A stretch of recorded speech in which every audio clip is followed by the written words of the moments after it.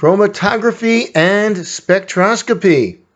Well, you may have heard about this from other parts of other lectures about how to identify the chemicals, the compounds that are found. And it was mentioned that it was used chromatography and spectroscopy. We have to understand what these things are in order to understand how they are used in forensics to analyze and identify various chemicals, like various drugs or poisons that you might find.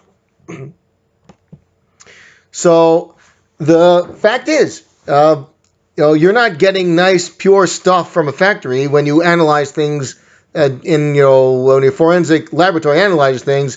It usually gets some sample that who knows what it was, dragged out of, or it might even be a part of a person's bloodstream. There's a whole lot of stuff in there, including, let's say, the drug or the poison that you're trying to prove is there.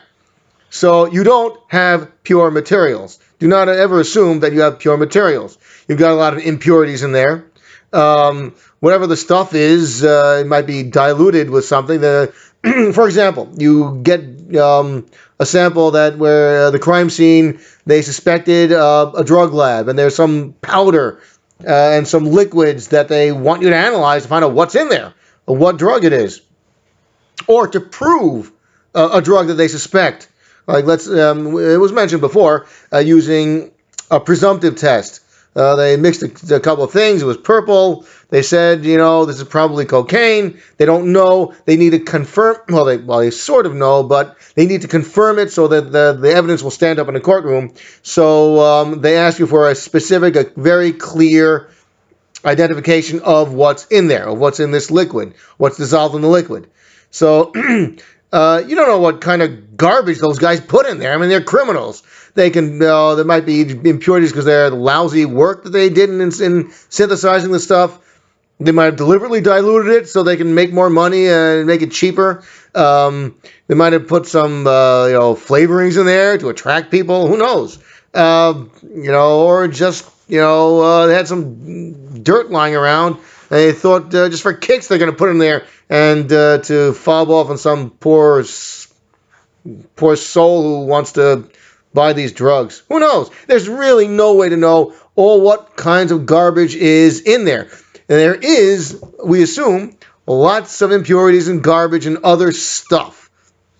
But we want to know the illegal thing. I mean, if they cut it with all kinds of baking soda, I mean, we don't want to identify baking soda. We want to know, we want to be able to separate everything. And when we separate everything, we look at each thing that it was separated into. We'll find out if any one of them is an illegal substance. This is a typical idea of how to analyze stuff, samples that you get from the crime scene.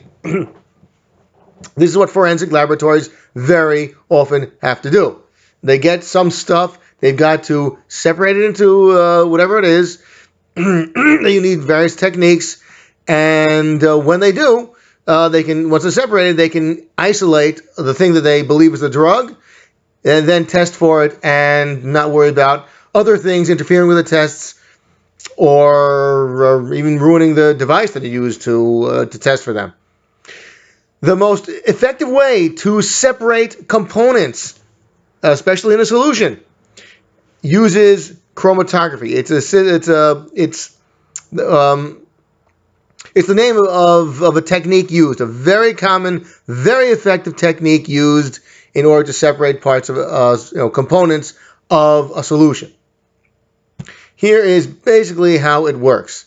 Now let's just take a look at the first one over here. The idea is this. Here is your substance. Let's say it's a pure substance. We'll work on mixtures soon.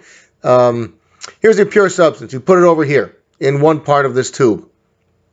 Then you have a flow of some solvent over here going through this tube. This tube has this greenish stuff. It's like sandy.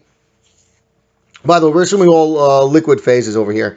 We'll explain a little bit more about that soon. So in here you got a liquid, and it's like a sandy substance. It's usually Very often it's like white, very fine sand that's packed in there, but there's liquid in there, and you pump a liquid all through this sand. Okay, like water, for example, you can pump through sand, but your water has, let's say, a component in it. It has a chemical in it. It has a compound in it. That's this purple thing here. We have this purple thing. You put let's say, you put the sample over here. You drop it over here, and keep that water, keep that liquid flowing through it. Now, as that liquid flows all the way through it to this other side, your compound, your sample, will slowly drift through it, and it'll drift through it. And the speed it'll drift through it depends on whether this purple will stick to your sandy stuff. If it sticks a lot, then after some time, it'll only drift a little bit and only won't go that far. I'm calling this the slow component because this sticks, this purple stuff, this purple sample, whatever it might be, sticks to the sandy part of this column, what they call a column. Very often it's up and down rather than side to side, but in this picture it's side to side. So again, you put your sample over here, you flush the water or the liquid solvent or liquid whatever eluent, whatever that's called, different names. Let's call it a liquid flow. It's called an eluent. We can call it a solvent if we want, but it's a liquid.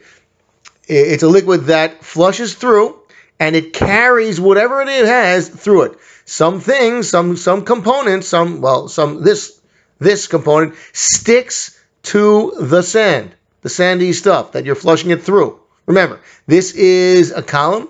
It's full of, packed with sand, but liquids can easily flow through it. However, some things inside the liquid will stick to the sand.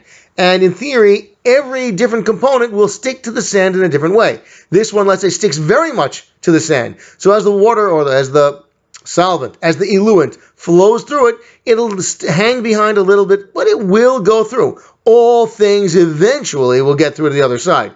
Some things will stick to the sandiness and only flow through slowly. So you start over here at 0 minutes. Well, here it's at the very end. After 5 minutes of flowing this eluent through the sand, it only gets this far. After 10 minutes, it'll get this far. 15 and 20 minutes, it gets this far. Let's say 2 hours, you'll get it to the other side. So, but it will get to the other side. It does not go through quickly because it sticks to the sandiness inside. Okay, that's one example. Here's another one. This is a medium speed component. We'll call it that. You start over here. Again, you have the same stuff, let's say, flowing through the sandy packing of the column. This thing flows a little bit faster. Okay, this is a little bit faster. This is the medium speed component. It flows a little bit faster. So after 5 minutes, it gets to this far. 10 minutes, it goes here. 15 here. 20 minutes, it gets here. And maybe after an hour, it'll get through to the other side. So again, the liquid eluent flows through the column. It's called a liquid phase. Remember the sandiness? You can call that the solid phase. But this is in what they call a liquid column or a liquid phase column, but it doesn't matter. The liquid carries all the stuff through the sand, through the solid phase, and the components of the liquid will stick behind to the sand a little bit. So it'll flow, eventually it'll all get out. But these things will hang back. They're sticking to the